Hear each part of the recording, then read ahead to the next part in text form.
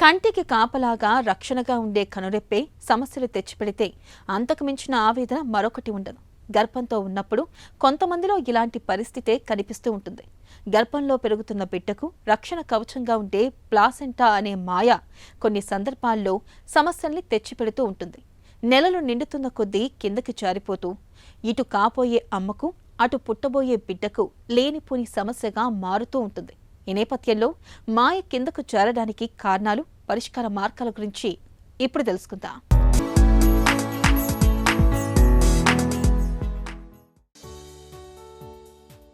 మానవ పిండం ఈ ప్రకృతిలో అపురూపానికి అపురూపం. కేవలం 2 సూక్ష్మాతి సూక్ష్మమైన స్త్రీ పురుష బీజ కణాల సంయోగం ఫలితంగా అమ్మ కడుపులో ప్రాణం పోసుకున్న ఓ చిన్న నలుసు, ఆపై దళసరి గర్భసంచిలో మృదువైన మాయ పొరల మధ్య ఊయలలూపే ఉమ్మ నీటిలో బొడ్డుతాడును పెనవేసుకుని సుతారంగా తేలియాడుతూ నవమాసాల పాటు దినదిన ప్రవర్ధమానమవుతుంది. చిన్న నలుసుగా మొదలై పండంటి బిడ్డగా రూపుదిద్దుకునే క్రమంలో తల్లి బిడ్డలకు మధ్య అనుసంధానంగా గర్భాశయంలో పై భాగాన మాయ అనేది ఏర్పడుతుంది. ఈ మాయ అనేది తల్లి రక్తం నుంచి బొడ్డు పేగు ద్వారా బిడ్డకు అవసరమైన పోషకాలను ఎప్పటికప్పుడు అందిస్తూ ఉంటుంది. అంతేకాదు, బిడ్డ విసర్జించే వ్యర్థ పదార్థాలను బయటకు పంపిస్తూ ఉంటుంది.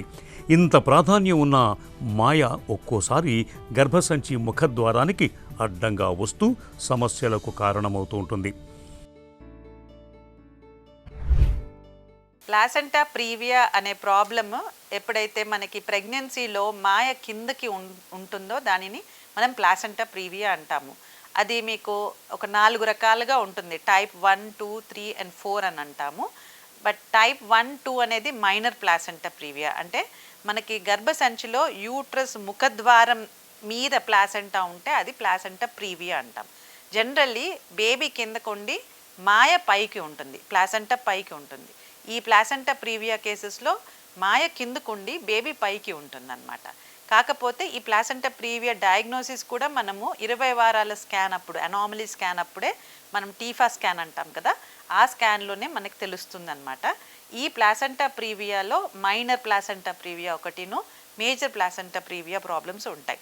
సో మైనర్ ప్లాసెంటా ప్రీవియా అంటే ఏంటి అంటే మొత్తానికి అది ప్లాసెంటా అనేది మొత్తానికి ముఖద్వారం మీద కాకుండా కొంచెం దగ్గరలో ఉంటుంది. అంటే అట్లీస్ట్ ఒక అప్ టు ది ఆస్ అంటాం, అంటే బర్త్ కెనాల్కి ఎగ్జాక్ట్లీ దగ్గరకు వచ్చి అక్కడ వరకు ఆగుతుంది.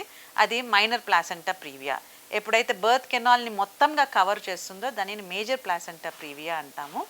ఈ placenta previa minor most of the times ఏమవుతుందంటే 20 వారాలప్పుడు మనం డయాగ్నోస్ చేసినప్పుడు మైనర్ ఉన్నప్పుడు అది ప్రెగ్నెన్సీ పెరుగుతూ ఉన్నప్పుడు మనకి 8 నెలల వరకు అది జనరల్లీ పైకి మూవ్ అవుతుంది.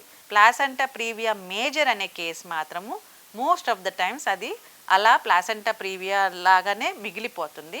ఇలాంటి కేసెస్లో వాళ్ళకి బ్లీడింగ్ ఎపిసోడ్స్ ప్రాబ్లమ్స్ ఎక్కువ రావటము, సిజేరియన్ తొందరగా చేయటము, ఎమర్జెన్సీ సిజేరియన్ చేయాల్సిన అవసరం పడటం, బ్లడ్ ట్రాన్స్ఫ్యూషన్స్ కూడా ఇలాంటి ప్లాసెంటా ప్రీవియా మేజర్ వాళ్ళకే ఎక్కువగా అవకాశం ఉంటుందన్నమాట. తల్లి బిడ్డలకు మధ్య అనుసంధానంగా ఉండే మాయను మనం ఒక ఉదాహరణతో చక్కగా అర్థం చేసుకోవచ్చు. తల్లిని ఒక చెట్టుగా భావిస్తే మాయను వేరుగాను, బొడ్డు పేగును కాండంగాను, బిడ్డను ఆకుగాను చెప్పుకోవచ్చన్నమాట. సాధారణంగా ఇది గర్భాశయం పై భాగాన ఉంటుంది. ఇక్కడ చూడండి, గర్భసంచిలో పిండం ఎలా కదులుతూ ఉందో. గర్భసంచి పైన పక్కగా బొడ్డు పేగుతో కలిసి కనిపిస్తోందే, అదే మాయ. ఇది మాయ సాధారణంగా ఉండే స్థితి. ఇక్కడ చూడండి, పైన ఉన్న మాయ ఎలా అడ్డుగా వచ్చిందో. గర్భసంచి ముఖద్వారాన్ని సగం కప్పేసింది. దీన్ని మాయ పాక్షికంగా అడ్డు రావటమని పిలుస్తారు. ఇక్కడ మాయ గర్భసంచి ముఖద్వారాన్ని పూర్తిగా కప్పేసింది. దీన్ని మాయ పూర్తిగా అడ్డు రావటంగా చెబుతారు డాక్టర్లు. ప్లాసెంటా ప్రీవియా అనేది డయాగ్నోసిస్ మాత్రం ఓన్లీ అల్ట్రాసౌండ్ స్కాన్ ద్వారా తెలుస్తూ ఉంటుంది. మనకి 5th మంత్లో ఎప్పుడైతే అల్ట్రాసౌండ్ అందరికీ చేస్తామో అదే టైంలో మాయ ఎక్కడుందనేది తప్పకుండా చెక్ చేస్తాము. ఒకవేళ మాయ కిందకి ఉంటే మళ్ళీ మనము 8th మంత్లో మళ్ళీ రిపీట్ అల్ట్రాసౌండ్ స్కాన్ చేసి మైగ్రేట్ అయిందా లేదా అనేది చెక్ చేస్తాము.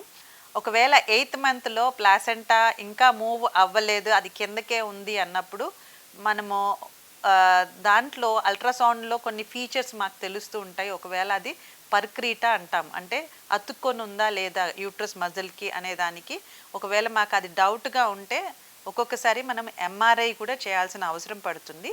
ఇవన్నీ చేయటం వల్ల ఏంటంటే మనకి సిజేరియన్ టైంలో మనం ఎంత ప్రాబ్లమ్స్ ఫేస్ చేయొచ్చు అనేది యాంటిసిపేట్ చేస్తాం, అంటే కనుక్కోగలిగి దానికి రిలేటెడ్గా ఆ టైప్ ఆఫ్ ప్రాబ్లమ్ని మనం హ్యాండిల్ చేయటానికి అవకాశంగా మనం బ్లడ్ రెడీ పెట్టుకోవటము ఆర్ మల్టీ డిసిప్లినరీ వేరే సర్జన్స్ని ఇన్వాల్వ్ చేయటము.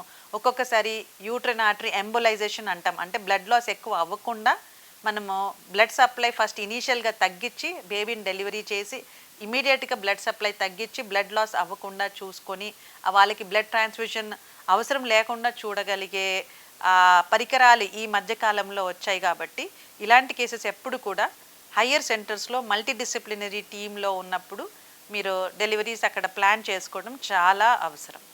గర్భిణీ దశలో మాయ జారినప్పుడు తరచుగా అకస్మాత్తుగా రక్తస్రావం జరుగుతూ ఉంటుంది. తీవ్రమైన నొప్పి కూడా వేధిస్తూ ఉంటుంది. ప్రసవ నొప్పులు ముందుగానే మొదలవుతుంటాయి.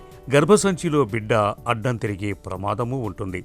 గర్భసంచి పరిమాణం కూడా పెరుగుతుంది. కొన్నిసార్లు తీవ్రమైన సమస్యలు కూడా తలెత్తుతుంటాయి. మాయ జారటం అనేది సాధారణంగా గర్భిణీల్లో చివరి 3 నెలల్లో ఎక్కువగా కనిపిస్తుంటుంది. మాయ జారిన పరిస్థితుల్లో బరువైన పనులు చేయకూడదు. వ్యాయామానికి, దాంపత్య జీవితానికి దూరంగా ఉండాలి. ప్రయాణాలు చేయకపోవటమే మేలు. ఈ ప్లాసెంటా ప్రీవియా ఉన్నప్పుడు ఫస్ట్ అవేర్నెస్, అది ఏ టైప్ ఆఫ్ ప్లాసెంటా ప్రీవియా, మైనరా మేజరా ఫస్ట్ తెలుసుకోవాలి. మైనర్ ఉంది అంటే జనరల్లీ కంగారు పడాల్సింది లేదు. మోస్ట్ ఆఫ్ ద టైమ్స్ అది పైకి వెళ్ళిపోతుంది. 8th మంత్లో రిపీట్ స్కాన్ చేసి చూసుకోవాలి. ఒకవేళ మేజర్గా ఉన్నప్పుడు మాత్రం వాళ్ళు హాస్పిటల్కి దగ్గరలో, హయ్యర్ సెంటర్కి దగ్గరలో ఉండేటట్టు ప్లాన్ చేసుకోవాలి. అండ్ ఎప్పుడైనా బ్లీడింగ్ ఎపిసోడ్ వస్తే హాస్పిటల్కి వెళ్ళి చెక్ చేయించుకొని అది ఎంత టైప్ ఆఫ్ బ్లీడింగ్, అంటే హెవీగా ఉందా, మైనర్గా కొద్దిగా బ్లీడింగ్ అవుతుందా చూసుకొని, హెవీగా ఉన్నప్పుడు మాత్రం అప్పటికప్పుడు సిజేరియన్కి ప్లాన్ చేయాలి. ప్లాసెంటా ప్రీవియా అనేది అది basic reason is most of the times previous caesarean sections. అందుకనే ఎక్కువ నెంబర్ ఆఫ్ సిజేరియన్ సెక్షన్స్ని మనం అరికట్టాలి. చాలా మట్టుకు నార్మల్ డెలివరీస్ ప్రిఫర్ చేయాలి. ఒకవేళ సిజేరియన్స్ అయినా కానీ 2 సిజేరియన్స్ కంటే ఎక్కువగా మనము ప్లాన్ చేసుకోకపోవడం మంచిది. బికాజ్ మనకు 2 సిజేరియన్స్ అయిపోయిన తర్వాత దాని ఛాన్స్ ఆఫ్ ప్లాసెంటా ప్రీవియా రావటం ఎక్కువగా కనపడుతూ ఉంటుంది. మాయ జారిందని పరీక్షలో తేలినప్పుడు చాలామంది గర్భిణీలు తీవ్రమైన మానసిక ఆందోళనకు లోనవుతుంటారు. అయితే సకాలంలో సరైన వైద్య సహాయం తీసుకోవటం ద్వారా కాబోయే అమ్మకు, లోపల పెరుగుతున్న బిడ్డకు సమస్యలు లేకుండా చూసుకోవచ్చు. ఇలాంటప్పుడు గర్భిణికి చికిత్సతో పాటు కుటుంబ సభ్యులు దగ్గరుండి ధైర్యం చెప్పాలి. మానసిక స్థైర్యాన్ని అందించడం చాలా అవసరం.